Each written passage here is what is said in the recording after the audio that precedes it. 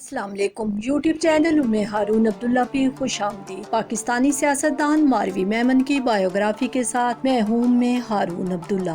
واضح ہے میری ویڈیو کا مقصد کسی سیاسی پارٹی یا سیاسی شخصیت کی حمایت یا مخالفت کرنا ہرگز نہیں ہے۔ سیاست ماروی کے کیریئر کا واحد حوالہ نہیں ہے۔ وہ سیاست میں آنے سے قبل ڈان، نیوز لائن، پاکستان انسٹی ٹیوٹ برائے بین الاقوامی امور، سٹی بینک اور امریکی سفارت خانہ اسلام آباد میں انٹرنشپ بھی کر چکی ہے۔ ماروی میمن اپنی ذہانت، علمیت، موقف کے اظہار پر گرفت جیسی خوبیوں کے باعث جلد ہی میدان سیاست میں متنازع ہو گئی۔ گو کہ تخلیق کار ذہین لوگوں کے لیے چاہے وہ کسی بھی شعبے سے وابستہ ہوں، حاسدین و مخالفین کی تعداد میں اضافہ کوئی اچنبے کی بات نہیں۔ گو کہ ماروی میمن کے خاندان کا حوالہ کاروبار ہے۔ میمن کمیونٹی کی اکثریت کاروباری ذہن کی مالک ہوتی ہے اور کاروبار ہی میں دلچسپی رکھتی ہے۔ عام تاثر بھی یہی ہے کہ میمن برادری خال ہی دوسرے شعبوں میں نمایاں نظر آتی ہے، لیکن ماروی میمن کے معاملے میں ایسا نہیں تھا۔ ان کے والد نثار میمن بھی ایک زیرک سیاست دان تھے اور پاکستان مسلم لیگ نواز سے وابستہ تھے۔ وہ مسلم لیگ نواز ہی کے ٹکٹ پر سینٹ کے رکن بھی بنے اور بعد میں اطلاعات و نشریات جیسی اہم وزارت کے وفاقی وزیر بھی۔ ماروی میمن نے ابتدائی تعلیم کراچی سے حاصل کی، نیز کویت اور پیرس میں بھی تعلیمی مدارج طے کیے۔ بعد ازاں 1993 میں لندن اسکول آف اکنامکس سے بین الاقوامی تعلقات میں BSc آنر کیا۔ واضح رہے سیاست ماروی میمن کی سیاسی زندگی کا آغاز 2008 میں مسلم لیگ کاف سے ہوا، جب وہ خواتین کی مخصوص نشست پر قومی اسمبلی کی رکن منتخب ہوئیں۔ بعد ازاں 2012 میں مسلم لیگ نواز میں شمولیت اختیار کی اور سندھ سے خواتین کی مخصوص نشست پر قومی اسمبلی کی رکن منتخب ہوئیں۔ ماروی 4 مرتبہ قومی اسمبلی کی رکن اور بے نظیر انکم سپورٹ پروگرام کی چیئرپرسن رہ چکی ہیں۔ انہوں نے 2011 میں اپنی پارلیمانی سیاست کے تجربات پر مبنی ایک کتاب مائی پارلیمنٹری ڈائریز بھی لکھی۔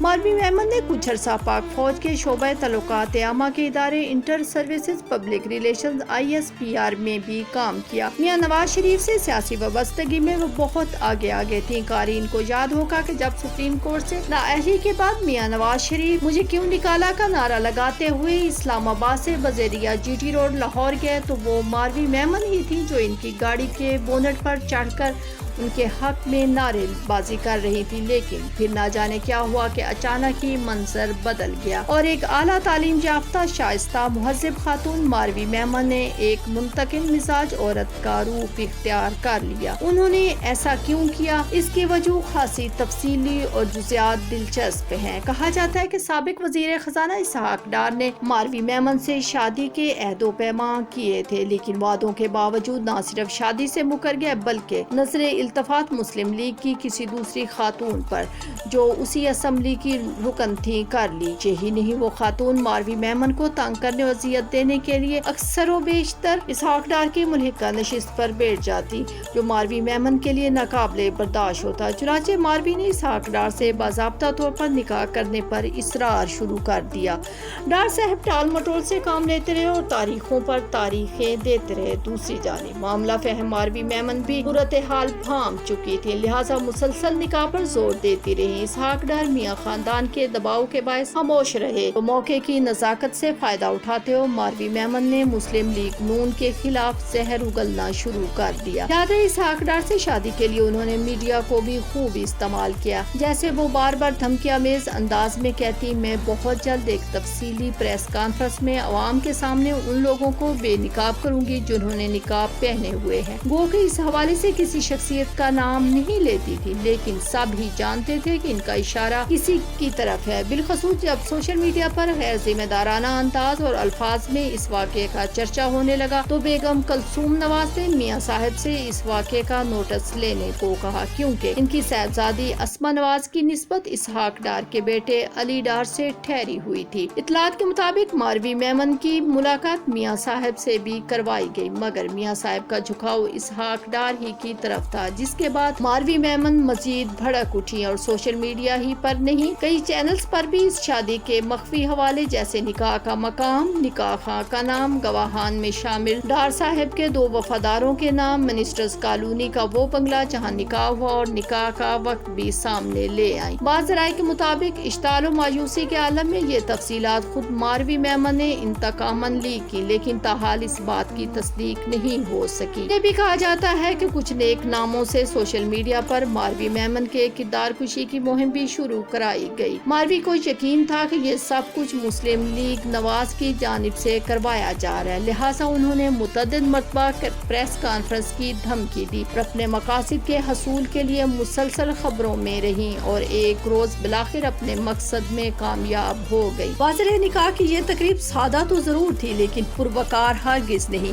اس میں ڈار صاحب کی طرف سے بطور گواہ ان کے 2 ملازمین نے دستخط کیے اور یہ معاملہ ماروی لکس کے نام سے گردش کرنے لگا۔ اطلاعات کے مطابق ماروی میمن کے حق مہر کی رقم 1.5 ارب روپے تھی، جبکہ ماروی کا کہنا تھا کہ میں نے صرف سونے کی ایک انگوٹھی کے سوا کچھ نہیں۔ امر واقعہ ہے کہ ماروی میمن نے حق مہر کی خطی رقم چپ رہنے کے لیے لی تھی اور اس کے بعد وہ واقعی چپ ہو گئی۔ یاد رہے ماروی کی یہ دوسری شادی تھی جبکہ ان کے پہلے شوہر بیرون ملک کاروبار کرتے رہے اور ماروی میمن ان کا ایک بیٹا بھی ہے جو بیرون ملک زیر تعلیم ہے۔ اس سارے عمل میں کون قصوروار تھا اور کون بے قصور یہ تو ہم نہیں جانتے، لیکن امر واقعہ ہے کہ اس ازواجی تنازع میں پاکستان مسلم لیگ نواز ایک باصلاحیت ذہین پارٹی کے لیے عملی جدوجہد، دفاع اور مؤثر انداز میں موقف پیش کرنے والی رہنما کارکن سے محروم ہو گئی۔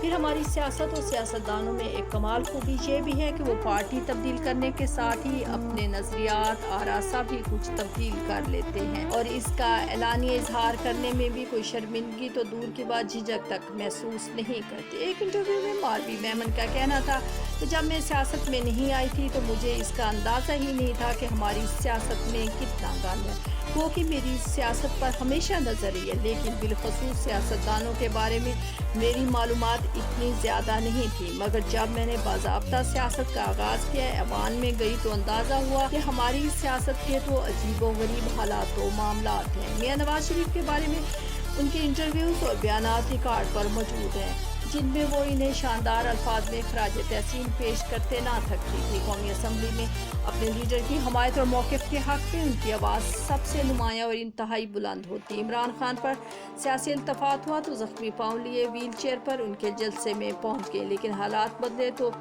ان کے بارے میں خیالات بدلنے میں ذرا تاخیر نہیں کی۔ پہلے کہا کرتی تھی پاکستان پیپلز پارٹی اور پاکستان مسلم لیگ نون نے اقتدار میں باریاں لگائی ہوئی ہیں، جب عمران خان اقتدار میں آئیں گے تو ان لوگوں کی صفائی ہوگی اور وہ امور مملکت شفاف انداز میں چلائیں گے، جبکہ یہ بھی آن ریکارڈ ہے کہ کسی زمانے میں وہ عمران خان کو دوہری شخصیت کا مالک قرار دیتی تھی اور ان کے بارے میں کہتی تھی کہ عمران خان جو کہتے ہیں وہ کرتے نہیں۔ اسلام آباد میں دھرنے کے دوران جب طاہر القادری نے پی ٹی وی پر حملہ کرنے والوں کی قیادت کا الزام ماروی میمن پر لگایا تو اس حوالے سے بھی ماروی نے شدید الفاظ میں رد عمل کا اظہار کیا۔ شاید اس طرح کی صورتحال پیش نظر رکھتے ہوئے شورش کاشمیری نے ملکی سیاست کو طوائف اور سیاستدانوں کو تماشبینوں سے تشبیہ دی تھی۔